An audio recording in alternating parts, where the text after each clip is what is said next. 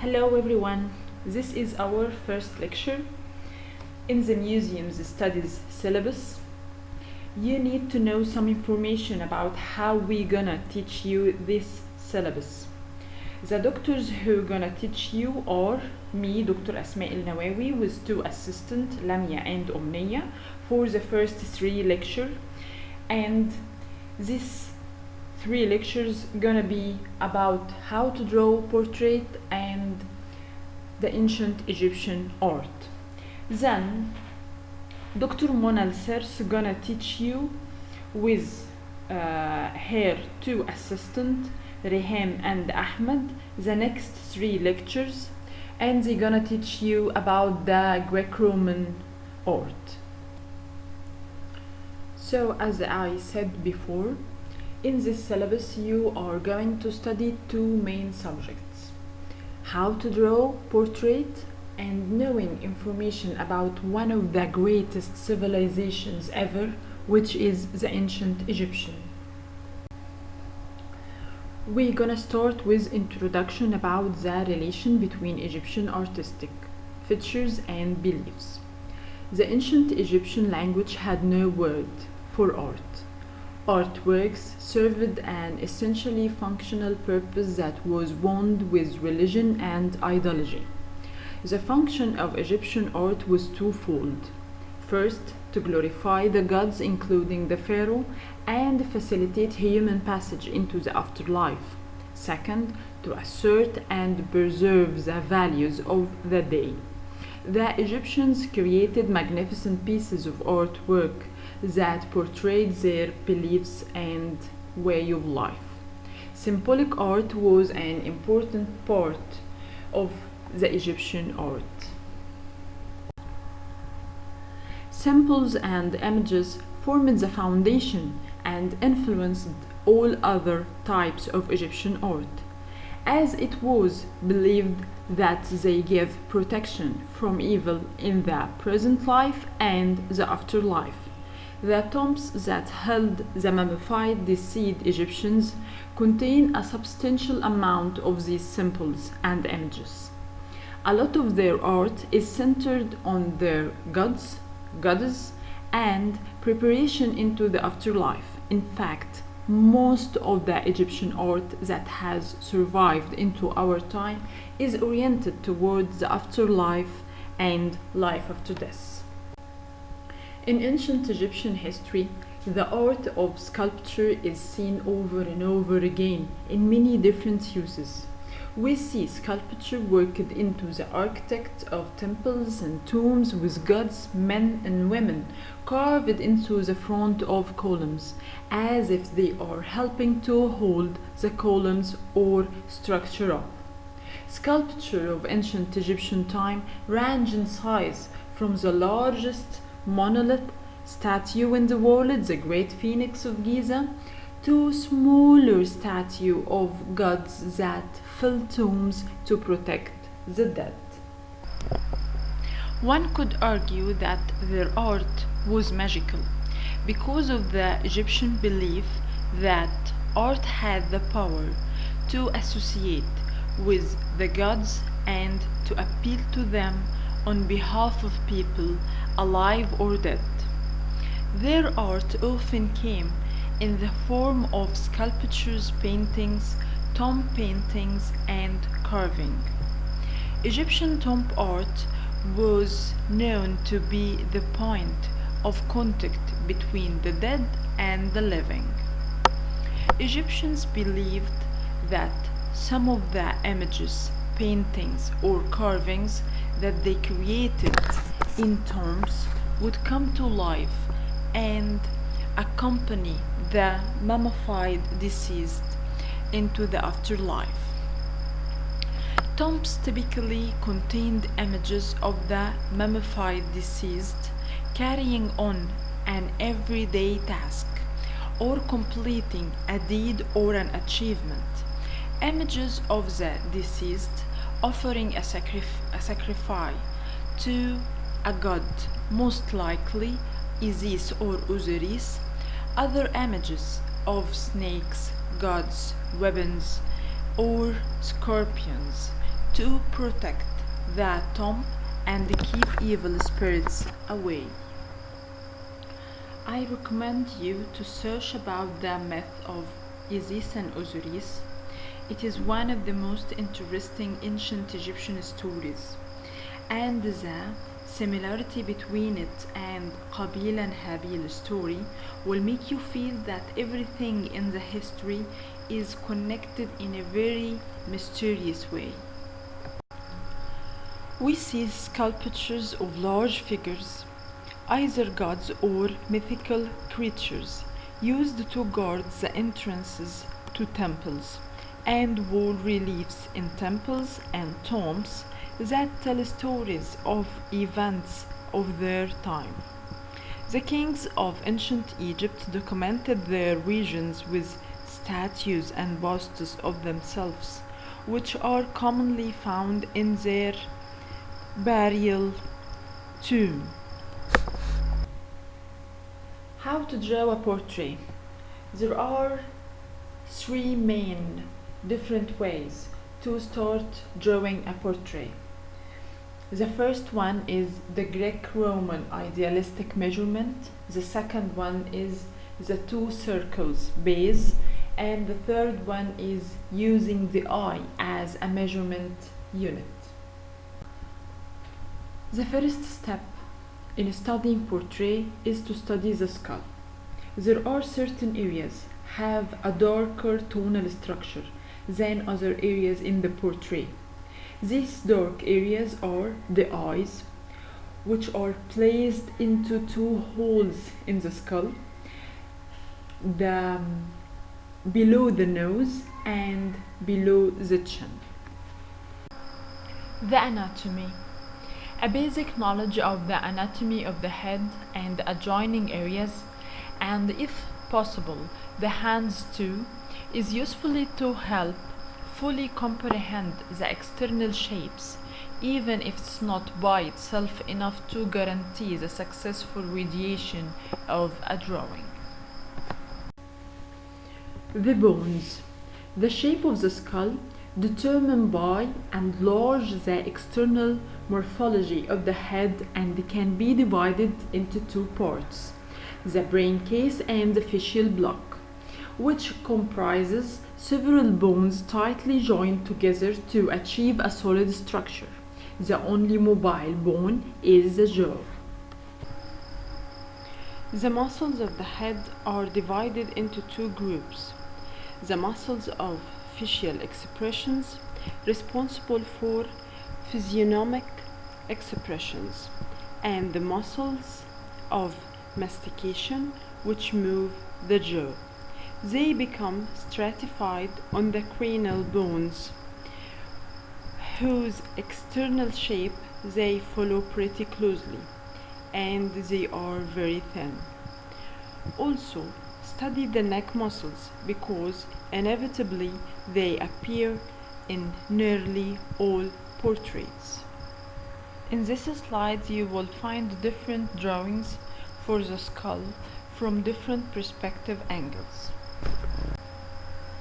The first method to draw a portrait, the Greek-Roman idealistic measurements, which is the main method to use if you are going to paint or draw any sculpture related to either ancient Egyptian or Greek-Roman, because simply this method was inspired by these two civilizations. In this method, you are going to divide the portrait to 3 equal thirds. The first third starting from the hairline till the eyebrows. The second third starting from the eyebrows till the end of the nose. The third third starting from the end of the nose till the end of the chin.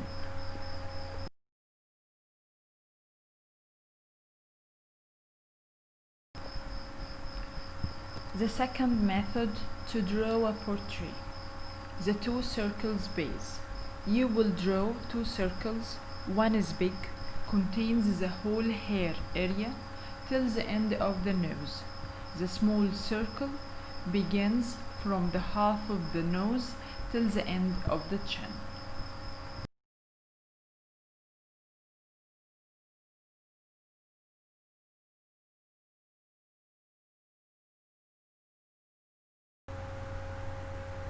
The third method to draw a portrait is how to use the eye as a measurement unit.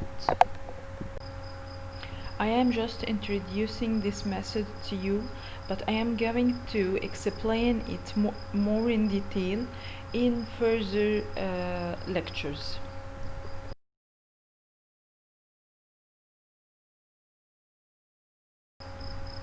In this slide, I am showing you how to take a measurement unit to make your drawing look exactly from what you are imitating. Now I'm gonna choose some of the iconic statues from the ancient Egyptian civilization. Specific rules governed the appearance of every Egyptian god. The sky god Horus was to be represented with a falcon's head. The god of funeral rites Anubis was to be shown with a jackal's head. Artistic works were ranked according to their compliance with these conventions, and the conventions were followed so strictly that over 3,000 years the appearance of statues changed very little. These conventions were intended to convey the timeless and non-aging quality of the figures carved. The difference between the representation of men and women. Women were often represented in an idealistic form, young and pretty, and rarely shown in an older maturity. Men were shown in either an idealistic manner or a more realistic depiction. Sculpture of men often showed men that aged, since the recreation of aging was a positive thing for them, whereas women are shown as perpetually young. The most important position a woman could hold, beginning in the Middle Kingdom of Egypt, was God's wife of Amun. The God's wife of Amun was equal in power to a king and effectively ruled Upper Egypt. During the New Kingdom period, the most famous of the God's wives was the female pharaoh Hatshepsut, but there were many other women to hold the office before and after her. The high prestige of the god's wife of Amun is another example of the balance observed by the ancient Egyptians, in that the position of the high priest of Amun was balanced by an equal powerful female. With this sculpture of King Thutmose III being attached to a column, it further supports the ancient Egyptian style of statues facing straight ahead, as if it to only be viewed from the front. This statue does break up the trend of kings and those of importance being seen as stern and serious, because King Thutmose III is depicted as smiling here. How to draw each part of the face: eye, nose, ear, mouth. The eye. Once you have examined the overall structure of the head, you need to analyze carefully the individual details of the face: the nose, mouth, eyes, and ears. It makes sense to be able to recognize the basic morphological constructive characteristic of each one, as by following them and precisely reproducing individual variations, you will obtain a very good likeness. The eye is perhaps the most expressive element, and it's therefore essential to draw it in the correct position and to the exact shape. Notice that the white section of the eyeball, the sclera, is not pure white, but actually changes color due to the effect of its own shadow and the one cast by the eyelids. Be careful to draw both eyeballs and therefore both pupils looking in the same direction, as the expressiveness of the eyes depends on this. While you are drawing the eyes, you need to put in your head that you are drawing two balls. So you need to draw them together, and you need to apply the regulation of shade and light tonal structure of balls on them. Don't you ever draw one eye and finish it perfectly and then start to draw the other one. Your drawing in this case will look deformed. While you are drawing sculpture's eye, don't you ever draw either the sclera or eye pupil.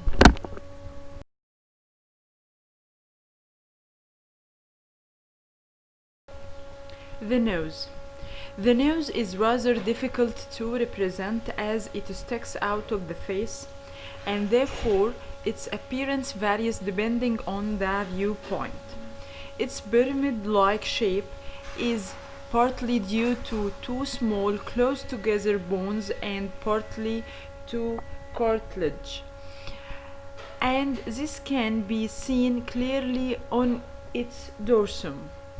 Observe the sketches shown on these two pages and practice drawing the nose in various positions, referring to photographs if it makes it easier to understand its structure. Notice that the dorsum moves away from the bridge to reach maximum projection at the tip, and its sides slope towards the cheeks. The triangle base hosts the nostril, oval-shaped and slightly converging towards the tip, and delimited by the area of the nose. Try to work out the most important areas of light and shadow. The maximum amount of light is usually on the dorsum and the tip, while the most intense shadow is at the base near the nostrils, and indicate just those to avoid making the drawing too heavy. The mouth. After the eyes, the mouth is the second most expressive of the face. The pinkish color of the lips is due to the tissue they are made of, transitional between the mucous membranes found inside the mouth and the skin. When drawing the lips, make sure that above all you carefully draw the lines which separates them. Ensure that it lies on the semi-cylindrical surface of the jaw bones and follows the rules of perspective. The simple sketches shown here indicate some of the basic characteristics of labial morphology. Notice, for instance, that the upper lip is usually thinner and more protruding than the lower. The ear. The ear is supported mainly by thin cartilage arranged in circumvolution, although its morphological characteristics vary greatly. Its overall shape recalls a seashell, and it's fairly similar in both sexes. Ears are often partly hidden by one's hair, and their expressive character depends on their precise positions on the sides of the head, as I have shown in the sketches here. The assignments of this lecture are going to be two.